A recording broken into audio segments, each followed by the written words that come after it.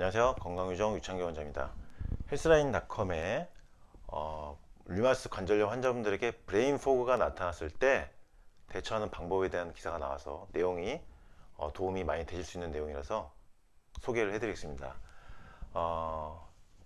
브레인 포그가 나타난 류마티스 관절염의 대처 방법, 이 브레인 포그인데요. 브레인 포그라는 현상은 어떤 상황에서 확인할 수 있냐면은 이런 분들 계시죠? 차열쇠를 막 냉장고에 넣어둔다든지 아니면 리모컨을 냉장고에 넣어둔다든지 말하려고 하는 단어가 이게 떠오르지 않는 거죠. 전에는 내가 생각하는 단어였는데 말이 떠오르지 않는 거, 가스불을 끄지 않거나 리모컨 어디다 둔지 기억나지 않거나 이런 상황에 몇 번 경험하신 분들은 브레인 포그 가능성이 높은 분들입니다. 그러면 어떤 증상으로 나타나는가? 다음과 같은 증상 형태로 나타납니다. 흐릿한 안개와 같은 머릿속 느낌, 머리가 흐릿하고 모호한 안개가 낀 듯한 느낌, 말 그대로 브레인 포그죠. 안개 속에 있는 머릿속 느낌. 그리고 기억력이 감퇴되고 건망증 심해지죠. 단어를 잘못 말이 헛나오죠. 아니면 단어가 생각이 떠오르지 않던가. 류마티스 관절염 자가면역 질환 환자분들은 대부분 지능이 높고 머리가 좋으시면서 말 언변이 좋으신 분들이 많습니다. 말을 잘하시는 분들이 많아요. 말씀을 이 말을 조리 있게 잘하시는 분들이 많은데, 이런 머리가 좋고 말을 잘하던 분들이 단어가 막 떠오르지 않고 말이 안 되는 거죠.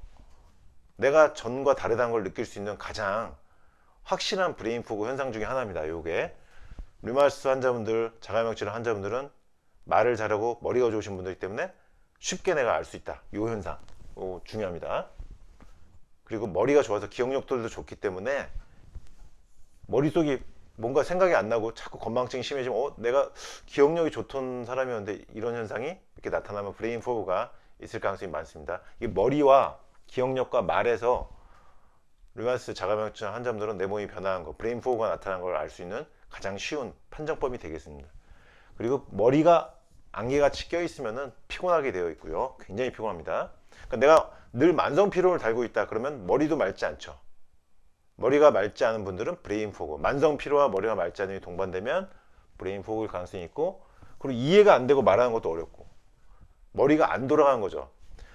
자가면역 질환 류마티스 환자분들은 머리가 잘 돌아가요. 머리가 좋으신 분들이라서 머리가 잘 돌아가고 정말 이렇게 머릿속 회전이 빠른데 갑자기 이게 이해가 안 되고 계산이 안 되고 머리가 돌아가지 않는다. 그러면 브레인 포그가 왔을 가능성이 많습니다. 그리고 집중이 안 되고 머리가 안개 낀 것 같으니까 집중이 안 되죠. 류마티스 자가면역증 환자분들은 한번 꽂히면 집중해서 열정적으로 막 에너지가 막 발휘되는 분들인데 집중이 안 된다. 그러면 브레인 포그가 나타났을 가능성이 많습니다. 그러면 어떤 것들이 브레인 포그를 유발할 수 있는가? 첫 번째는 관절통과 뻣뻣한 강직인데, 결국 이것은 류마티스 관절염이 활성화된다는 겁니다. 염증이 활성화되면은 브레인 포그가 심해진다. 그럼 대처 방법은 뭘까요?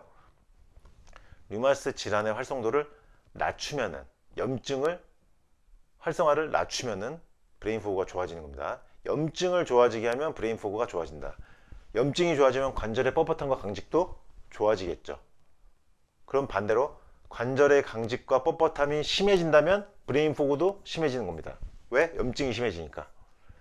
염증의 활성화는 인지기능 장애를 악화시키는 가장 확실한 원인이다. 염증이 심해지면 인지기능 장애, 브레인 포그가 확실하게 악화될 수 있다는 거죠. 염증이 활성화되면 기억력이 약해지고 말이 잘 안 되고 일에 집중하는데 어려움을 겪게 된다. 염증이 더 심해질수록 인지기능 장애, 브레인 포그 현상은 심해질 수밖에 없다. 그 다음 과로, 과사용, 너무 무리한 일과나 활동, 과로는 브레인 포그를 악화시킨다. 몸을 혹사하면 브레인 포그가 악화됩니다. 그 다음에 약물인데요. 류마티스 관절염이나 자가면역 질환 환자분들은 약물이나 주사를 이제 사용하시는데 과도할 경우 브레인 포그가 심할 수 있다. 용량이 과다할 경우 브레인 포그가 심할 수 있습니다. 이런 경우가 꽤 많이 보입니다. 제가 환자분들 보면은요. 약물이나 주사 전후에, 그러니까 약물을 먹고 나면 그날은 머리가 멍해진다. 메토트렉세이트라는 일주일에 한 번 먹는 약을 내가 수요일날 먹는데 수요일날 먹으면 그날은 머리가 멍해진다. 브레인 포그가 나타난 거죠. 약을 먹고 나면. 약물의 용량이 조절이 필요할 수가 있다. 약 복용 중 시간이 경과하면서 점점 브레인 포그가 심해진 사람. 약을 먹은 지 3년, 4년, 5년 시간이 흘러가면서 점점 이 머릿속 브레인 포그 현상이 점점 심해지는 분들. 약물과 주사 주입량, 용량을 조정할 필요성이 있습니다. 이런 분들은 약을 먹고 나서 그날 브레인 포그가 나타나거나 아니면 약을 1년, 2년, 3년 먹어가면서 브레인 포그가 점점 심해진다면 약물에 대한 조절이 필요할 수 있다. 수면 상태가 또 브레인 포그에 영향을 줍니다. 막대한 영향을 미치고 잠을 못 자고 자주 깨고 중간에 화장실 자주 가고 야뇨 현상이죠. 화장실 소변 보러 자주 가시거나 숙면이 안 되면 브레인 포그는 점점 악화되고요.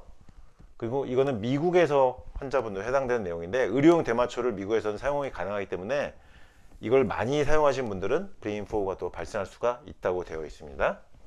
그리고 스트레스나 불안, 우울증, 스트레스를 너무 과도하게 받거나 불안장애, 우울증이 있으면 브레인 포그 인지 기능 장애가 발생한다. 이런 상황들은 신경 정신과적 상황인데 브레인 포그를 점점 더 악화시키는 요인이죠. 그리고 비타민 미네랄 결핍입니다. 비타민 B12, 비타민 D 결핍 같은 경우, 철분 결핍 같은 경우 이렇게 특정 비타민이나 미네랄이 결핍됐을 때 브레인 포그가 심해질 수 있다는 겁니다.